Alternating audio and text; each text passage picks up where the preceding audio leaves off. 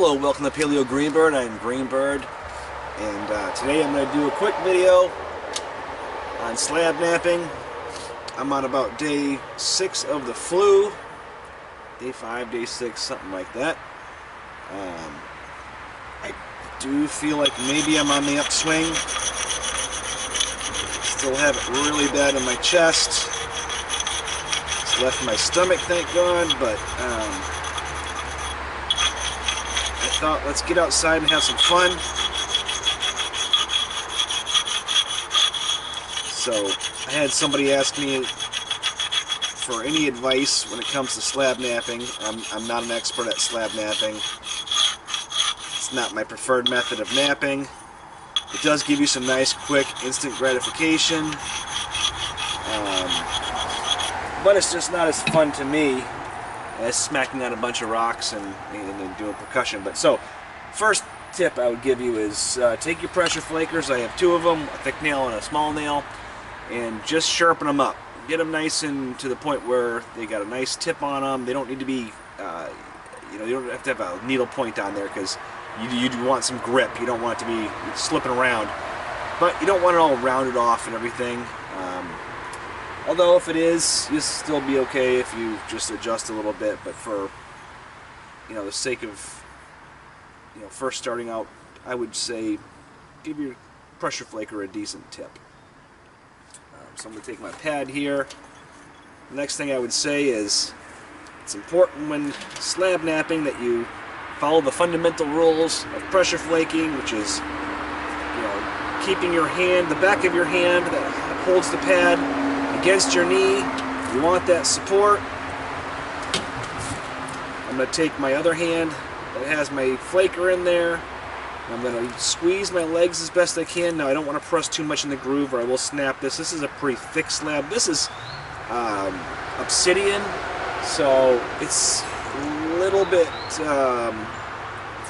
it's forgiving in some ways and less forgiving in other ways. It'll flake a lot better, but it also won't handle too much pressure. I've got some mookaite, maybe I'll switch to later too, but so what I'm going to do is I'm going to push down with my flaker, and once I have a little bit of pressure flaking down, I'm going to pluck to the side. Okay.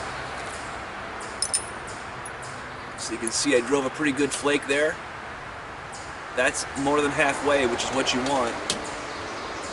Now, when I set up my next flake, I'm not going to go right at the edge of this. I'm going to go over a little bit for 2 reasons. One, it's going to feather out anyway and probably meet close to that middle, but also I want to leave myself a little bit of space, so if I get a bad flake, say I get a bad flake and it runs really short, instead of just being stuck with that and having to get it from the other end, now if I take my next flake a little further away from my delta, I have still a ground off space there, a ridge that I can backtrack and pop off that spot that didn't travel. So I'll show you what I mean. So what I like to do is I like to take the edge of my first flake, and there's mosquitoes everywhere, and I like to line it up a little bit past where the groove of my pad is, because you're going to hit in the middle of that anyway. So you can see, even though that delta right there is kind of lined up against that pad, I'm not hitting right next to it. I'm hitting in the middle, which is going to allow me to feather that flake out and maybe even leave me a little bit of ground area to backtrack if I need to. And remember, we're just skinning this. We're not trying to go deep. We're just trying to take off that top layer. See what that looks like. See, and even though I gave it that space, that flake connects with the other flake.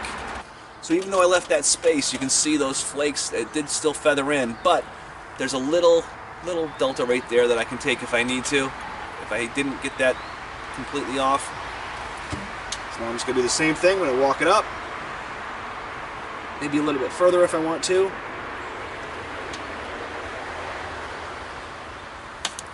Okay, so that was not a great flake. Well, it didn't feel good, but it took off a decent flake. So now that's our third flake, and you can see it's feathering.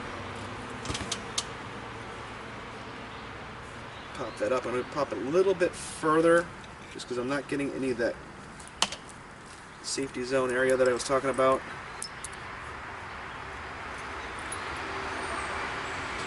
4, that's 4. So you can see we're taking those flakes off nicely. You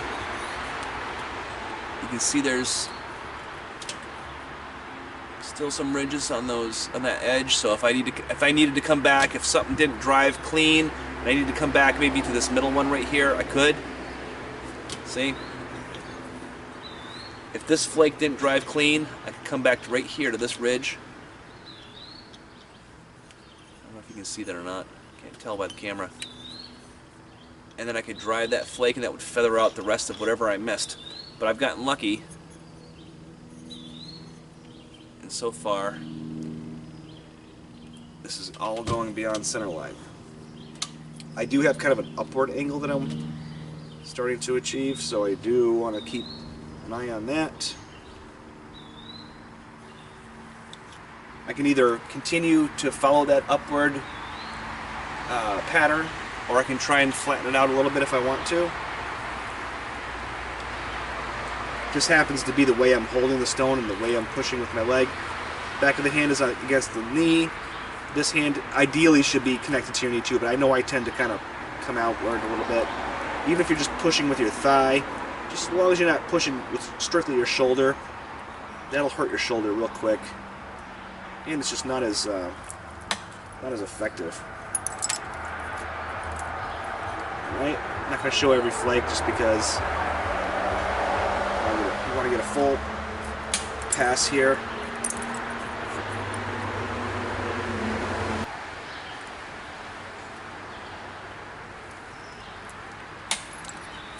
Alright, so another thing, Dave, is that I'm not...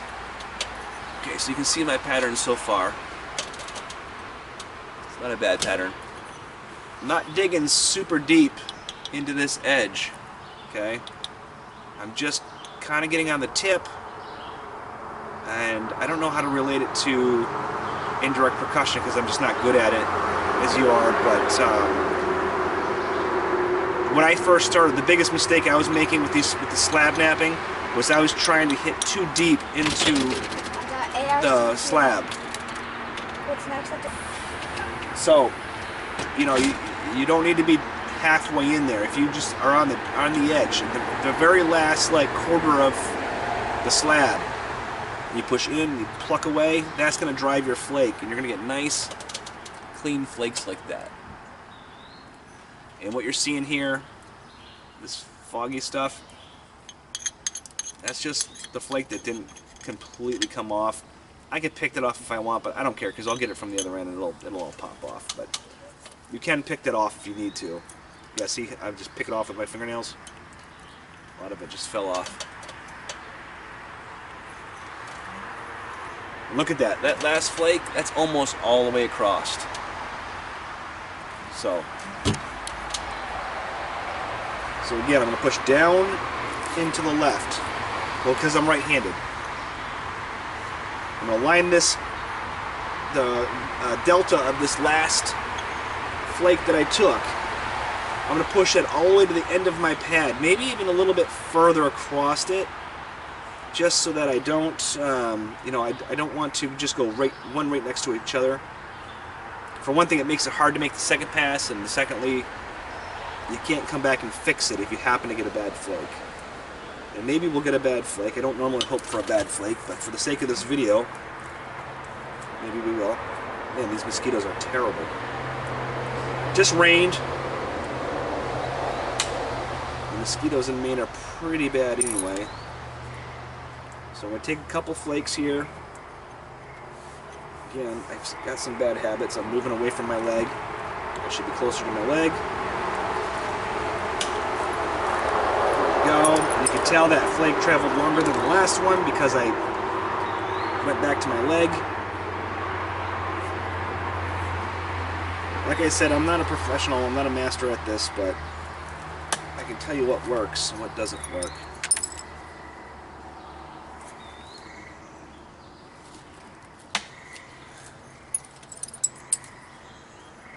So again, I'm pushing that delta a little bit further past the groove, taking my pressure flaker down and in.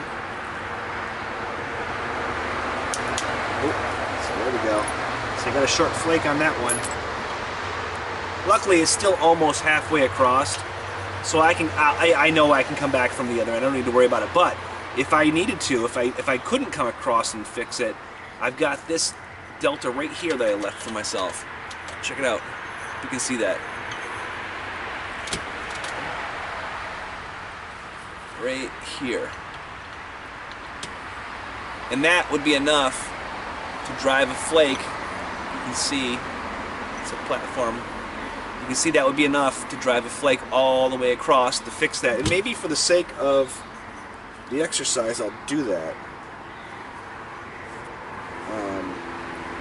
Actually, I'm not going to, because it is halfway across, so I'll be able to get it from the other side. I don't want to affect the flake pattern.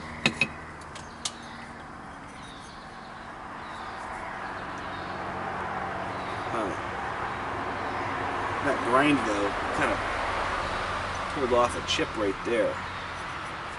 That's a crappy platform. So I'm going to skip down a little bit. A little further down to take that first.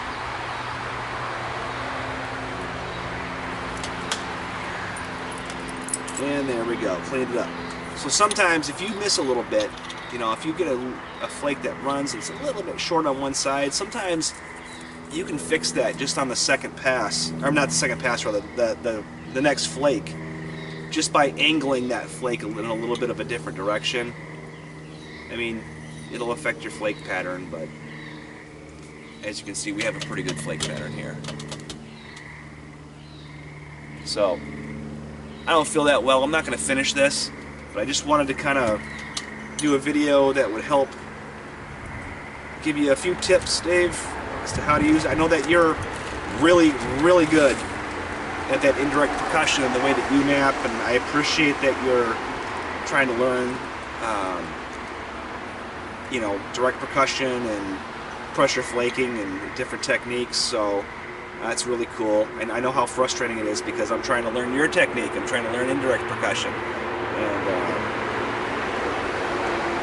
it's frustrating to learn. It's frustrating to set aside the time to actually do something that you know you're not good at. For me, anyway. I'm not saying that you're not good at it. I'm just saying, for me, even just setting aside the time to practice indirect percussion, but I know it'll help me in the long run. You can get really thin flakes, really thin points out of it. So I know that it'll be worth the time and practice. So I hope this helped you. If you have any questions, let me know. That's the first pass. You'll just do the same thing on the other side when you're done. And then once you get both sides completely done, all you do is you go back again. You can grind off these deltas so that you start with a flat surface if you want. You can use the deltas to your advantage. Whatever, excuse me, whatever intuitively you feel will work best for you. I like to grind the deltas off myself, unless I need those deltas to clean up an island or a bad area. But other than that, I like to grind it flat and start again. I don't use a grinder. I don't do any type of fog napping or anything like that. To me, there's nothing wrong with it. And to me, that's just it's too far away from the traditional style of napping to really be appealing to me. But there's nothing wrong with it if that's what you decide to do. If you want to put this on a grinder and grind off those deltas, start over, you can do that too. There's videos on that. So anyway, hope this helped. Thanks for watching. Please share, please like, please subscribe. Please give me advice in the comments, and please have a wonderful day. This is Paleo Greenbird, and I am signing out.